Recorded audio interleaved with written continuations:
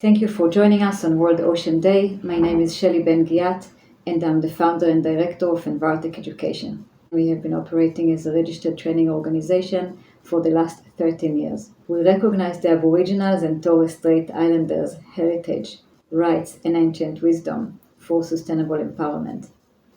We aspire to connect the marine protection accreditations to these values and provide educational justice, access and equity to all, and to empower marine communities and life as one functional ecosystem.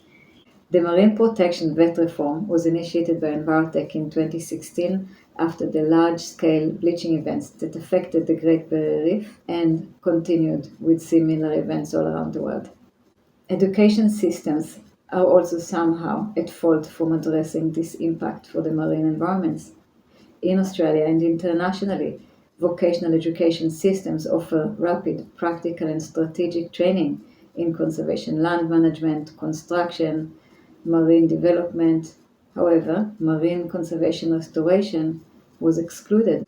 The exclusion of the marine protection from the VET industry meant also exclusion of many communities for marine protection, professional jobs, and locally managed projects. Indigenous islanders are an example for communities that have ample of marine conservation projects opportunities, yet are mostly prevented from marine protection jobs due to the education glass ceiling and absence of professional traineeships.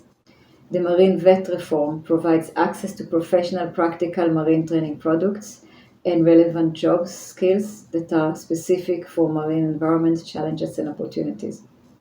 We invested in exporting the Australian Marine Protection VET accreditations to governments that are making efforts towards environmental education reform.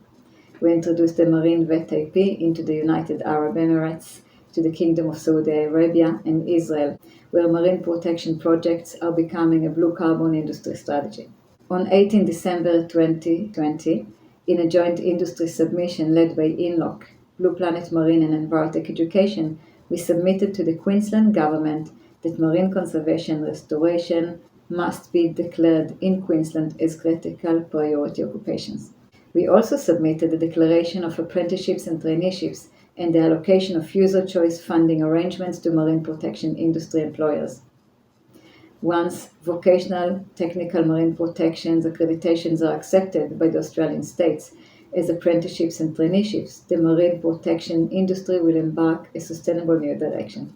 Employers will benefit from entitlements, employers' financial incentives, subsidies, and funded training for eligible employment of apprenticeships and traineeships, same is offered to other trades.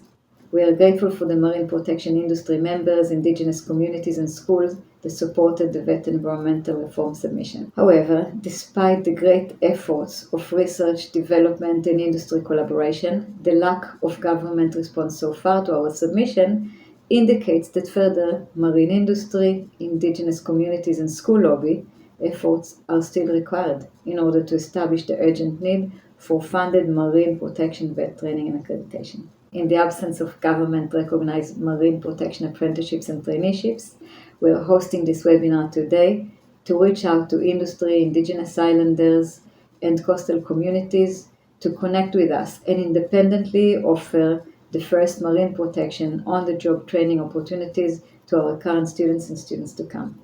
The purpose of this webinar is to invite marine industry to host our first-year graduates into unpaid professional marine protection vocational work placements.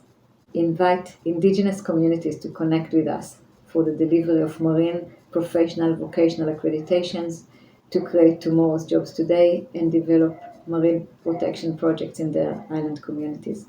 To invite new schools to accept into their curriculum these exciting and interactive marine protection accreditations that offer engaging blended online training with life-changing marine practical experiences.